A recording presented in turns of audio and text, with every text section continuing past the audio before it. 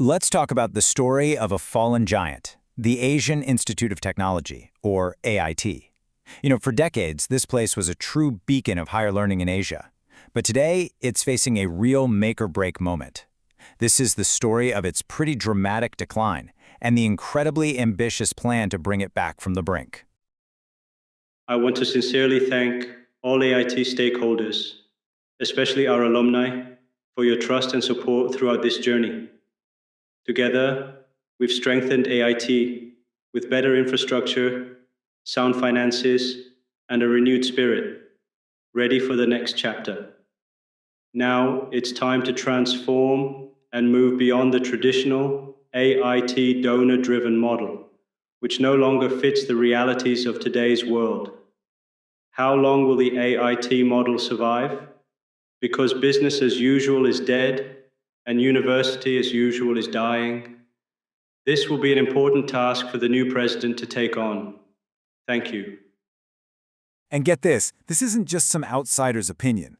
This incredibly stark warning comes directly from AIT's own internal review. This isn't just a gentle call for reform, we're talking about a fight for survival. The stakes, they literally could not be higher. So, where do things stand right now? Well, the internal report paints a really grim picture. AIT is losing its relevance, its finances are teetering on the edge, and its once proud reputation, well, it's in a free fall. This is a full-blown existential crisis. Now, to really understand why this is such a huge deal, we've got to look back. See, AIT wasn't just another university. It had this celebrated, totally unique history, with origins you might not expect at all. AIT's origin story is just fascinating. It wasn't born from some typical educational mission. No, it was actually a geostrategic play during the Cold War. It was created by a defense pact, believe it or not, to promote Western-style tech education and, to counter the spread of communism. The Institute's history really unfolds in 4 distinct eras. It all started with the glorious years, a golden age of funding, prestige, and serious talent.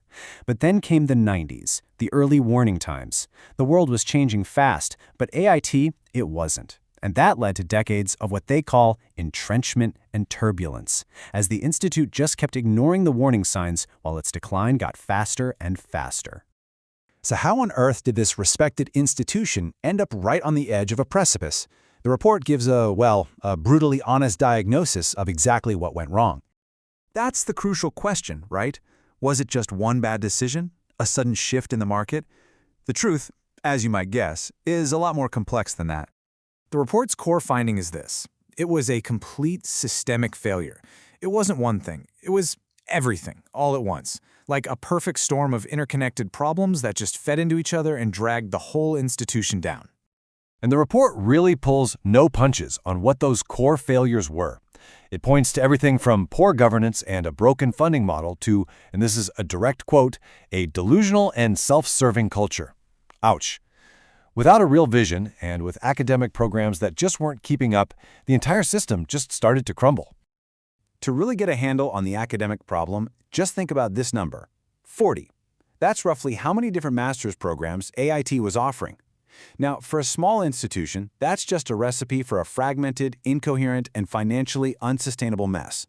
A lot of those programs were just plain unviable.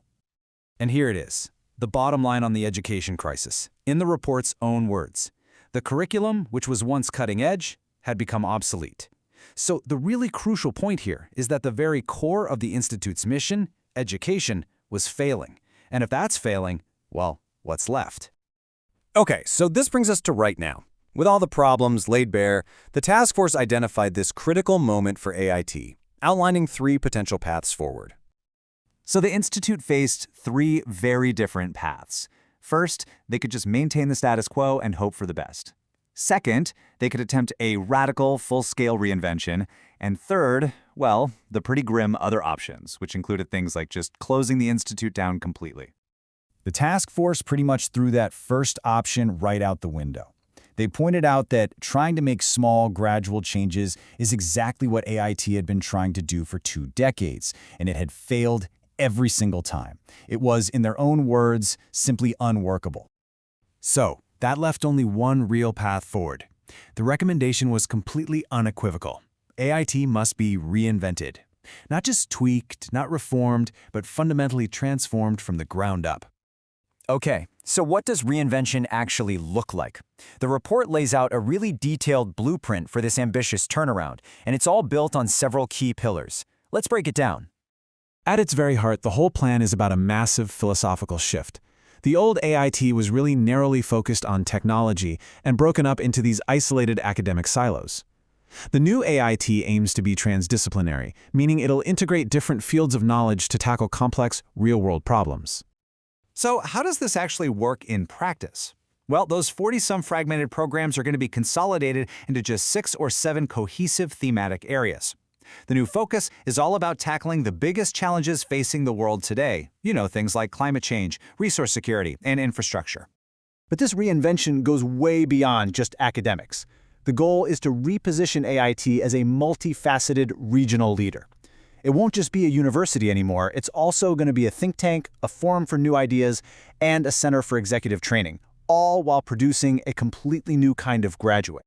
This new approach is designed to create a totally different kind of graduate, what they're calling the transdisciplinary professional. They'll have expertise across 3 domains: the technical, the policy, and the contextual.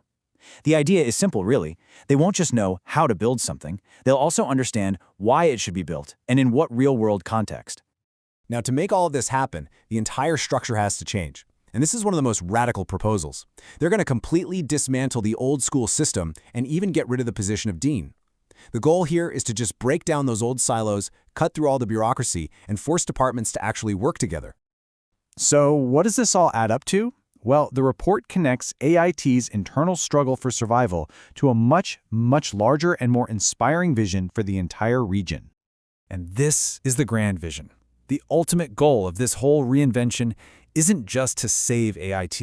It's to transform it into an institution that can play a really meaningful role in shaping what's being called the Asian century. Now that's a powerful and ambitious purpose to rally around. Which leaves us with this one big question. The blueprint is bold, the diagnosis is unflinching, and the ambition is just huge. But turning this giant ship around is going to require immense will and determination. Whether this fallen giant can rise again to help define Asia's future, well, that remains the ultimate test.